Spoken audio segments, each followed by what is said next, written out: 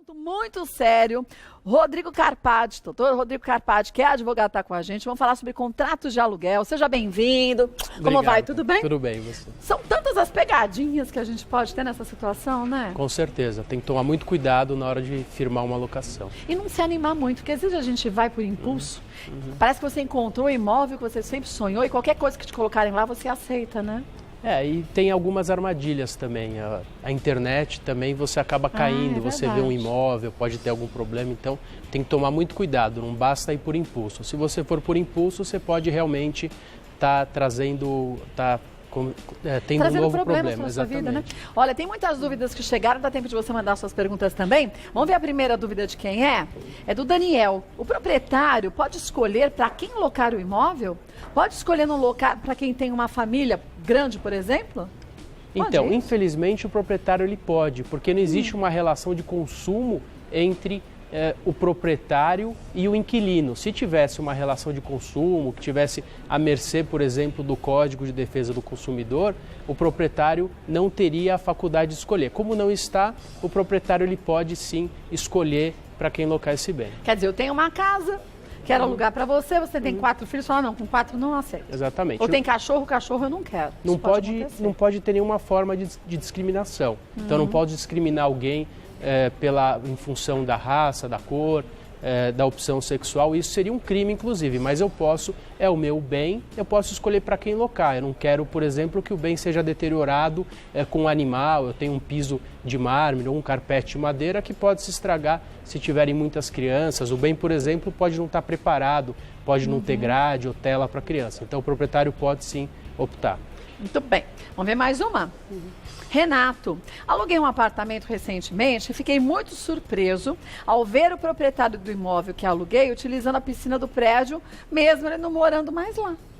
O proprietário que locar o bem pode continuar a usar a área comum? Então, no direito a gente tem o direito de usar, dispor e fruir do bem. Então, ele pode? Não, ele não pode. A partir do momento que ele loca, ele está passando o uso para o inquilino. Ele pode dispor, que é locar, e fruir, que seria vender, mas utilizar ele não pode, ele perde esse direito. Então nada do dono do imóvel ficar na piscina lá do prédio do Renato? Não, mas acontece, a gente tem muitos casos. E aí denuncia para quem? Então, vira uma briga de condomínio. Pois é. E que briga, né? E que briga. Devia ter multa nesses casos, não devia? Mas tem. Mas o síndico precisa autuar, ele precisa verificar, o zelador precisa observar, então muitas vezes a situação ocorre sem que o condomínio consiga fiscalizar. E se o Renato tirar uma foto discreta assim? Então, como a relação dele é com o proprietário... Mas ninguém sabe que é ele. Então, mas para que ele vai denunciar o próprio proprietário dele? É melhor que ele não se envolva, deixe o prédio verificar. Se o prédio verificar essa situação e denunciar, daí é outra situação. Mas situação chata, né, gente? Se existe lei é pra gente seguir. Com certeza. Concordo. Com certeza. Se ele quer usar a piscina, não aluga o imóvel. Aí usa o imóvel e a piscina, né? Não dá para ter o melhor dos dois mundos. Pois é, concordo plenamente. Vamos ver mais uma? Roseli, morava em uma casa alugada e sem nenhum aviso prévio, o dono da casa vendeu o imóvel e só me comunicou que eu teria apenas 30 dias para sair. O proprietário pode vender o imóvel sem me avisar? Então, se o imóvel for vendido no curso da locação, aquele que adquiriu o bem, ele tem direito de denúncia, mas ele tem que dar um aviso de 90 dias. Não de 30, né? Não de 30. E ele precisa conceder, sim, o proprietário, antes de vender, o direito de preferência para aquele inquilino, desde que aquele contrato esteja averbado no registro de imóveis. Então, a Roseli pode entrar com algum tipo de ação contra o outro dono, já que ele não perguntou a ela se ela queria o imóvel e só está dando 30 dias para ela sair? Se o bem tiver sido registrado, se a locação tiver sido registrada no cartório, ela pode inclusive consignar o valor em juízo e comprar ela o bem. Se ela não tiver essa intenção, ela pode entrar na justiça e impedir a desocupação em 30 dias. Porém, ela vai ter que desocupar em 90, que é o que reza a lei. Mas vai ter que desocupar. Vai ter que desocupar. Volto que tem muita pergunta. Quer advogado? Vamos ver a primeira pergunta dessa leva, que é do Adailton. A síndica do meu prédio vive pegando no meu pé e fica me multando. Sou obrigado a pagar? O proprietário pode me despejar? Então, a síndica ela não pode ficar pegando no seu pé. Tem que ver se realmente você não está dando causa para isso. Porque pegar no pé é relativo, né? Se ela estiver dando causa a esses problemas, ela pode, inclusive, ser despejada, porque existe uma infração contratual. O inquilino ele se obriga a cumprir o regimento interno e a convenção. Então, quer dizer, se eu tenho uma convenção no meu prédio, que eu não posso andar descalço, sem camisa, e eu faço isso constantemente, sou atuado, multado, eu posso ser expulso do prédio. Pode ser expulso do prédio, pode ser eventualmente pelo condomínio, mas o próprio proprietário pode ingressar com uma ação de despejo por uma infração contratual. Então, Adailton, é melhor você seguir as regras, né? Com certeza. Mesmo porque uma sociedade sempre tem regras. E viver em espaços, em condomínios, são espaços onde muita gente se aglomera, você tem que, se você não respeitar as regras, fica inviável essa convivência. Fica um inferno para todo mundo, Com né? certeza. Vamos ver mais uma? Márcia, o IPTU e o condomínio são de responsabilidade do inquilino ou do proprietário? Então, o IPTU e condomínio são sempre de responsabilidade do proprietário. O que ocorre é que o mercado tem uma praxe de transferir essa responsabilidade para o inquilino, porque a lei de locações permite. A lei de locações diz que a responsabilidade pelo IPTU e condomínio são do proprietário, salvo disposição em contrário entre as partes. Então, via de regra, as partes transferem a responsabilidade para o inquilino. Quer dizer, eu tenho que ler o contrato direitinho. Se tiver ali, se você alugar meu imóvel, vai ter que pagar o IPTU e o condomínio e eu não concordar, eu não alugo. Tudo que tiver assinado no contrato é o que está valendo, né? Se o proprietário, por exemplo, esquecer de mencionar que o IPTU e o condomínio é de responsabilidade do inquilino, o proprietário vai ter que pagar. Se ele tiver uma má assessoria, tiver sido mal assessorado, ele ainda vai ter que pagar o condomínio IPTU na locação. Sinceramente, eu conheço tanta gente que eu já tive também casa alugada, mas sempre o inquilino que paga o IPTU e o condomínio. Tudo bem, na legislação pode ser diferente, mas na prática, a maior parte das vezes é assim que acontece, né? Mas precisa se atentar, porque muitas vezes as pessoas acham que é lei e não a prática. É verdade. Esquecer e a prática é uma colocar... coisa e a lei é outra, né? Perfeito. Bom, outra coisa, e melhorias no prédio? Por exemplo, estão fazendo uma reforma no prédio. Quem que paga? É o inquilino ou é o proprietário? Então, as reformas, o embelezamento é sempre do proprietário, mas precisa entrar diretamente nas despesas, porque não basta, o mercado costuma falar, o que é ordinário é proprietário, o que é extraordinário é inquilino. Existem despesas ordinárias que são cobradas de forma extraordinária e despesas extraordinárias cobradas de forma ordinária. Então, tem que analisar exatamente qual é a obra. Se for obra, é proprietário. Tá. Vamos ver mais uma. Melhorias do imóvel é proprietário, né? Melhorias do imóvel é proprietário. Juca, o proprietário não paga o condomínio, sendo que eu passo o valor para ele. Aqui. O que eu devo fazer? Posso ser impedido de utilizar as áreas comuns? Então, são duas questões. É uma situação complicada, porque tem muito proprietário que não consegue locar o bem pelo valor que ele pretende, então ele segura o IPTU e o condomínio e não repasse, não paga. Então, em um momento, esse inquilino vai ser despejado, não vai ser despejado, esse imóvel vai ser perdido, então o proprietário vai sofrer uma ação.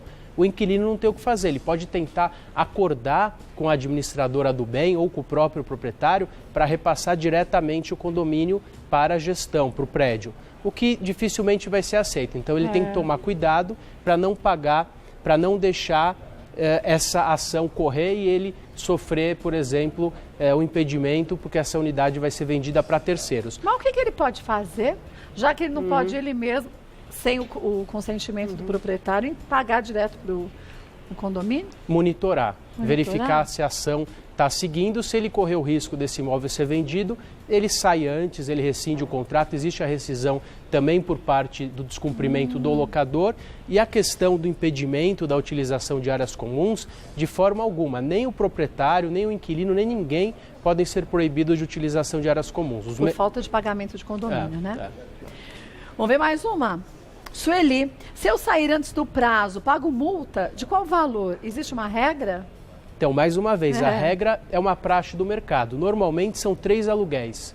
Então, a pessoa tem um aluguel de R$1.000, a multa normalmente é R$3.000. Só que essa multa, a lei estipula o quê? Que essa multa deve ser cobrada de forma proporcional. A lei fala em pro rata temporis. Então, se faltar, por exemplo, é um contrato de 30 meses, ela ficou 20 meses, o aluguel são 3 aluguéis, faltam 10 meses, ela vai pagar um aluguel. É uma regrinha de 3. Agora, e se de repente, estou eu matuscando aqui numa outra pergunta. Eu tenho meu imóvel, ofereci para você que alugou, você não quis comprar. Tudo bem, vendi para outra pessoa. Eu tenho que te pagar esses 3 meses? Também? Quer dizer, se eu saio, eu pago. Se você me tira, você me paga também? Não, se tirar não te paga, mas vai depender. Muitas vezes aquele que adquire não denuncia o contrato, ele está comprando para manter uma renda. Sim, entendi. Também tem esse caso. Quer dizer, eu vendo, mas o Joãozinho que comprou o meu imóvel, aceita que você continue lá e tudo bem, né? Perfeito. O que a lei diz? Se eu comprar, eu posso tirar aquele que está lá no imóvel, concedendo um prazo de 90 dias. Sem pagar nada? Sem pagar nada. Não tem multa nesse caso? Não, infelizmente não. Vamos ver mais uma? Jussara, quando vencer o prazo do contrato, tem que sair ou renova automático?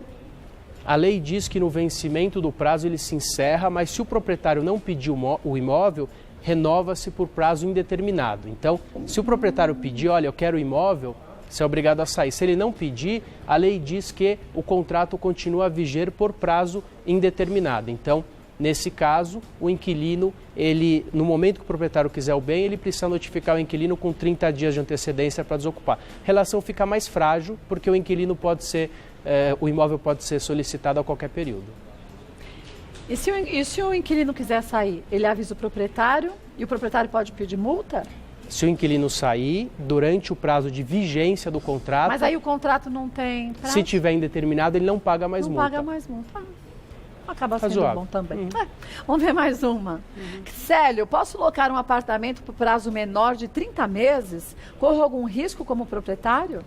Corre sim. Corre? Porque quando o contrato é de 30 meses, a lei te dá a garantia de uma denúncia vazia. Então, a qualquer momento, você pode, passado o prazo de 30 meses, pedir o imóvel. Se o contrato é por prazo inferior, o proprietário só vai poder pedir o bem em casos específicos, ou por uso próprio, ou por infração contratual, ou falta de pagamento. Caso não ocorra, o contrato só vai poder ser denunciado depois de 5 anos da vigência do mesmo.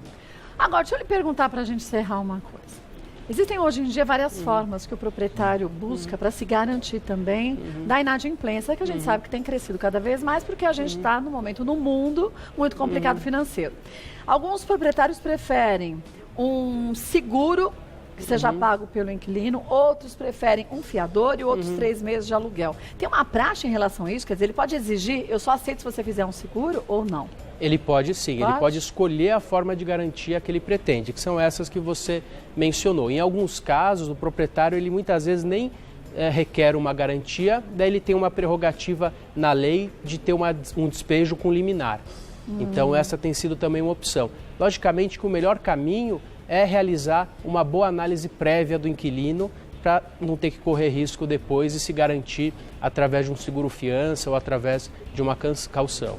Acho que o melhor negócio é aquele que tem que ser bom para os dois lados. Sempre, com não certeza. Para o dono do imóvel e para quem vai alugar. Quer dizer, os dois lados têm que ter boa garantia e bons relacionamentos também, né? Para resolver problemas que, infelizmente, acontecem, né? Acontece, você loca um bem, você está ali no imóvel, às vezes você precisa do proprietário porque quebrou alguma coisa. Então, quanto melhor for essa relação, mais saudável, vai ser mais fácil a manutenção do inquilino para o proprietário e do proprietário também para manter um bom inquilino. É verdade. Olha, vou passar para vocês o contato do Dr. Rodrigo Carpati, que é advogado. Qualquer dúvida você pode entrar em contato. O telefone é o 0 operadora 11 3095 6000. E querendo que a gente fale sobre algum outro tema, fique à vontade, mande para a gente. Dr. Rodrigo retorne e a gente esclarece. Obrigada mais uma vez.